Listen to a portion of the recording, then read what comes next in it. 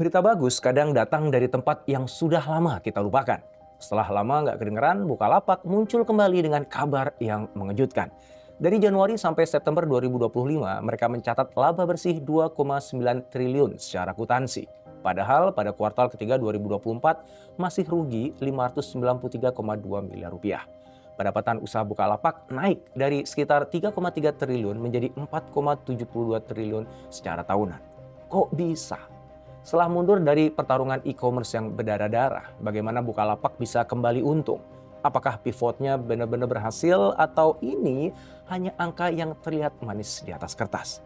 Di tengah berita startup yang kerap memoles laporan keuangan, wajar ya kalau kita sanksi. Apa sih yang terjadi? Benarkah Bukalapak untung sebesar itu?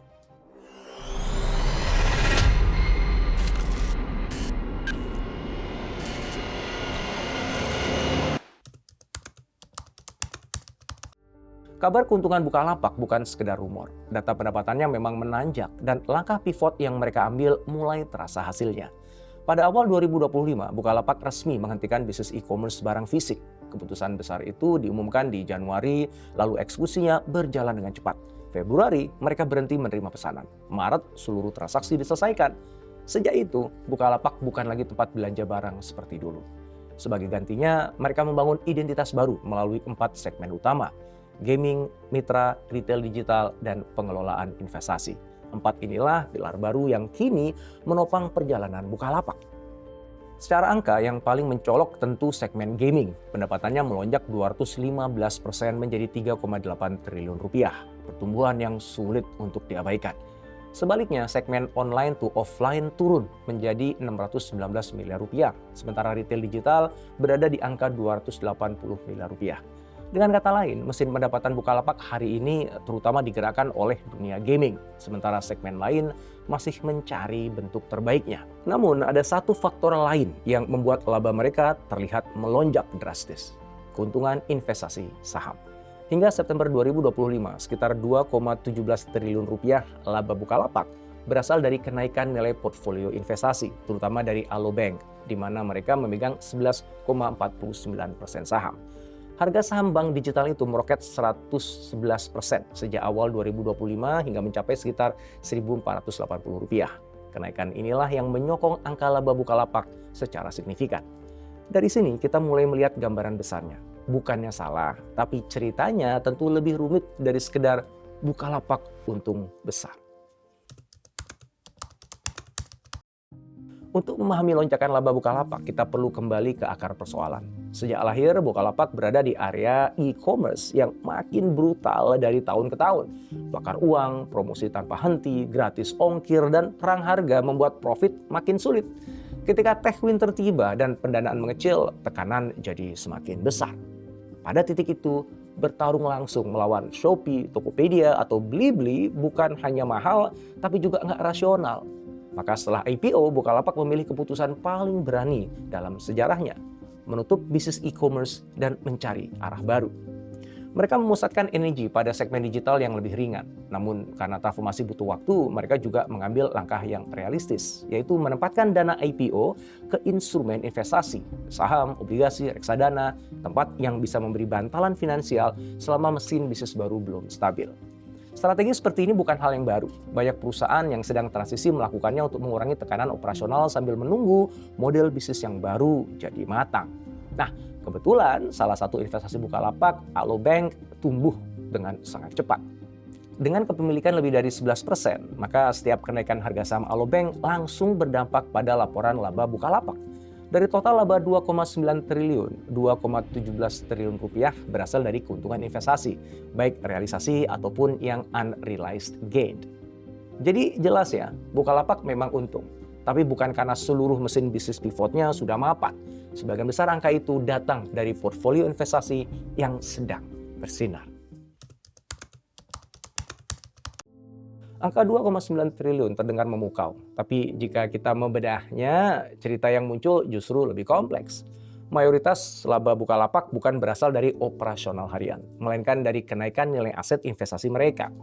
Sebagian besar adalah keuntungan yang masih tercatat di atas kertas, bukan uang tunai yang siap untuk langsung dipakai. Jika komponen investasi itu dihilangkan, kita melihat wajah asli bisnis inti Bukalapak hari ini. Adjusted EBITDA-nya masih negatif 18 miliar rupiah. Artinya, secara operasional mereka belum benar-benar menghasilkan keuntungan yang stabil. Bisnis inti masih dalam proses tumbuh, belum tiba di fase mapan. Segmen gaming yang tumbuh pesat pun memiliki karakter khas, margin yang tipis. Volume besar nggak selalu berarti profit besar. Tanpa margin yang sehat, segmen ini sulit menjadi tulang punggung profit jangka panjang. Sementara segmen lain belum cukup kuat untuk menyeimbangkan ketergantungan pada gaming. Tantangan berikutnya adalah ketergantungan tinggi pada pasar keuangan. Selama laba sangat dipengaruhi naik turunnya harga saham, kinerja Bukalapak akan terus berfluktuasi. Saat pasar bullish, laporan terlihat indah. Saat pasar melemah, laba bisa lenyap dalam sekejap. Di luar itu, ada juga ekspektasi publik terhadap penggunaan dana IPO. Idealnya, dana tersebut menumbuhkan bisnis inti yang berkelanjutan. Nah, ketika keuntungan lebih banyak datang dari investasi, muncul pertanyaan penting. Kapan mesin operasional Bukalapak berdiri di atas kakinya sendiri? Dan disinilah pekerjaan rumah terbesar Bukalapak berada. Dari seluruh tantangan tadi, arah solusi Bukalapak sebenarnya cukup jelas. Mereka perlu membangun keuntungan yang lahir dari aktivitas bisnis inti, bukan dari peningkatan nilai pasar yang volatile. Selama sumber laba utama masih bergantung pada investasi, maka stabilitas jangka panjang selalu berada di tengah badai. Manajemen Bukalapak menyebutkan bahwa fokus ke depan ialah memperkuat 4 segmen utamanya. Tantangannya bukan sekedar memperbesar skala, tapi memperbaiki kualitas dari pertumbuhannya. Segmen gaming butuh strategi monetisasi yang lebih sehat, mulai dari layanan tambahan, bundling produk, hingga peningkatan nilai transaksi agar marginnya menebal. Segmen mitra warung dan retail digital sebenarnya punya potensi yang besar bila dikembangkan ke arah layanan B2B yang bernilai tinggi. Pencatatan keuangan, manajemen stok, pembiayaan mikro, logistik. Segmen ini bisa berubah menjadi mesin pendapatan yang lebih stabil. Sementara itu, portfolio investasi tetap penting, tapi fungsinya idealnya berubah dari tumpuan utama menjadi bantalan pendukung saja. Masa depan Bukalapak akan ditentukan oleh seberapa disiplin mereka memperbaiki fondasi operasional.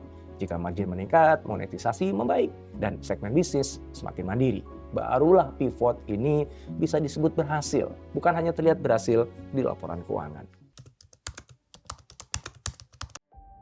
Di mata ekosistem digital Indonesia, keberlangsungan Bukalapak membawa pesan penting. Pemain lokal masih bisa bertahan, berubah, dan kembali berdiri. Kehadiran mereka menjaga keberagaman landscape teknologi agar tidak sepenuhnya dikuasai pemain asing. Namun, jika keuntungan mereka terlalu lama bergantung pada kenaikan nilai aset finansial, dampaknya bagi ekonomi real akan terbatas. Investasi memang penting, tapi tidak menggantikan peran bisnis operasional yang memutar roda barang, layanan, dan juga tenaga kerja. Harapan kita sederhana, Bukalapak menemukan model bisnis baru yang benar-benar produktif, profitable, dan juga berkelanjutan. Bukan kembali menjadi e-commerce, tapi menjadi perusahaan Indonesia yang relevan, adaptif, dan memberikan manfaat yang nyata. Kisah Bukalapak memberi 3 pelajaran yang mudah dipahami bila kita melihatnya sebagai bagian dari proses pertumbuhan. Yang pertama, ada saatnya pertarungan perlu dihentikan, bukan karena kalah, tapi karena energi dan sumber daya lebih baik diarahkan ke medan yang peluangnya lebih jelas. Dalam bisnis, mundur bisa menjadi langkah paling rasional untuk membuka ruang baru. Kedua, perubahan strategi adalah hal yang wajar. Situasi berubah, tekanan berubah, dan kebijakan lama nggak selalu cocok untuk masa depan. Maka Bukalapak memilih menyesuaikan arah. Ini bukan kelemahan, tapi kemampuan membaca zaman dan menjaga keberlangsungan hidup. Yang ketiga, laba besar tidak selalu berarti fondasi sudah kuat. Angka bisa naik, tapi yang dicari adalah bisnis yang sehat dan stabil. Kadang angka besar hanyalah snapshot, bukan keseluruhan cerita. Maka melihat apa yang menopang angka tersebut, itu yang menjadi sangat penting. Pada akhirnya, kita melihat bahwa Bukalapak tidak pernah benar-benar tamat. Ia menutup satu lapak besar, tapi membuka lapak-lapak baru. Mulai dari gaming hingga investasi, yang memberi ruang bernafas. Ke depan, harapannya semakin banyak lapak produktif yang bisa mereka bangun. Lebih stabil, lebih menguntungkan, dan lebih relevan bagi ekosistem digital Indonesia. Dan kalau itu benar terjadi, maka perjalanan comeback Bukalapak akan menjadi salah satu kisah transformasi yang paling menarik dari perusahaan teknologi lokal kita.